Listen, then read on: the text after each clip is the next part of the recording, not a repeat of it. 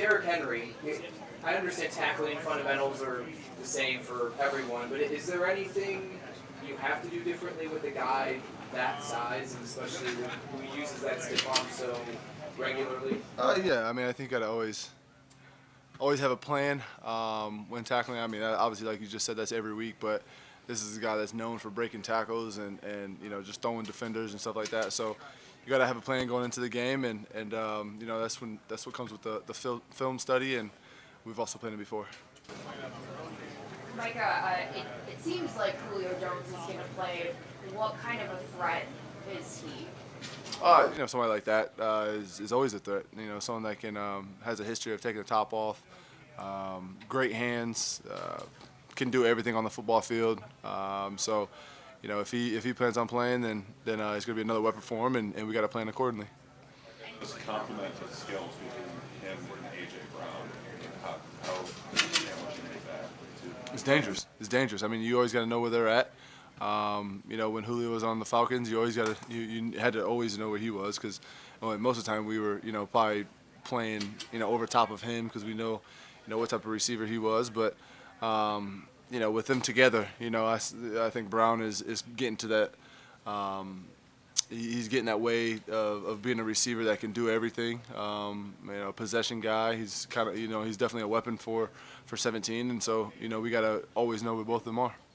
I know it's only week 6, but do you think you're playing your? I see the look. I see the look. Are you playing your best football right now? Like you personally. Do I feel like I'm playing my best football? I feel like I'm playing the way I've been playing in the past, just with more opportunities on the football. I feel like I'm just going out there, just doing my job, trying to help this football team out. Like I told you guys before, I wake up every morning, I have my coffee with my wife, wake my kids up. I just got a wife and kids at home. I got a C on my chest that I'm trying to be the best leader to this football team, and I'm ringless. I don't have a ring, so I'm trying to change that. Remember the atmosphere, obviously not last year without fans, but a couple of years ago when you guys played in Tennessee. Mm-hmm. Do you remember what the stadium was like and the fans? You mean it was the day game, right? Kind of rainy. Yep. Yeah. I mean, they got a home field advantage for sure. The crowd gets into it. I will say this: Bills Mafia always travels there well. It's what they call it, Nash Vegas. Is that what the people call it? I don't know.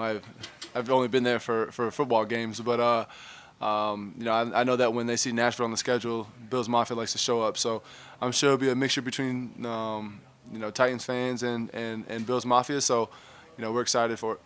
What does it do for you guys as a team when you hear in an opposing stadium almost? Oh, it's awesome. Your fan base? It's awesome. There's nothing like it. When we run out and we hear the cheers, I think as a competitor also, running out and getting booed is something that's you guys may think it's kind of weird of me to say, but it's kind of cool. It's kind of cool in an opposing stadium. Kind of you're a football team, not 53 against the rest of the stadium. But when you also run out to a opposing stadium or opposing field and you're getting cheered, you see nothing but just the red, white, and blue out there. It's pretty awesome.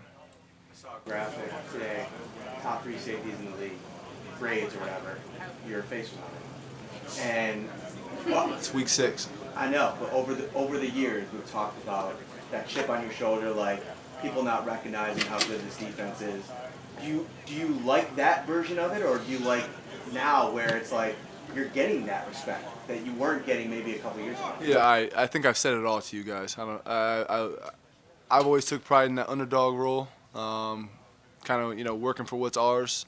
And I think that's what I'm gonna continue to tell you guys right now is that we understand how quickly that can turn. And I've been in this league long enough to know that when things are going right, you better stay on your P's and Q's because it can go wrong quick and they're gonna be on your back. So we're going to continue to work, continue to go out there and try to make plays, and not just myself, but everybody on defense and everybody on this team. So it's good to get the recognition, but at the same time, we got to continue to work. What's the biggest difference between NFL when you played him in Miami versus what now? Pretty large sample size in Tennessee. I would say he's more controlling of the offense. I would say that they obviously have a run game, you know, in down in Tennessee with a great back, some receivers on the outside that are very good, can do a lot of things.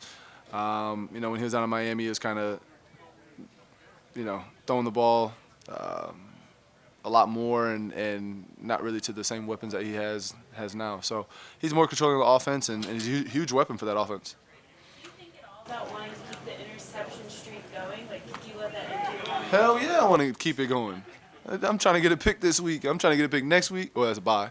But the week after and the week after, like, yeah, I want to keep that thing going. But I think at the end of the day, you know, obviously getting picks is all fun and whatever. But anytime you can set up the offense or in good field position or score, you know, that's what's ideal for us. So if it's me or if it's Poe, if it's Tre'Davious, if it's Taryn, if it's Levi, I'm just naming all the DBs. But if it's anybody else, you know, we're trying to help out the offense and get them in good field position. Are you happy that we won't ask you why you haven't gotten in the end zone? I love it. You can't ask me that no more. One or two, Julio had a big one, big catch. I think it was single safety high, hard play action. Is this the one of the better play, more dangerous play action offenses you're going to see in the I just think with the running back that they have, I think that their play action is always going to be efficient. You know, they have a run game that is dangerous. That, you know, 22 could take it any time to the house. So you always got to be aware of that. You always got to know that he's capable of doing that. So anytime they run play action, it's effective. So I mean, I guess you can say that if you want.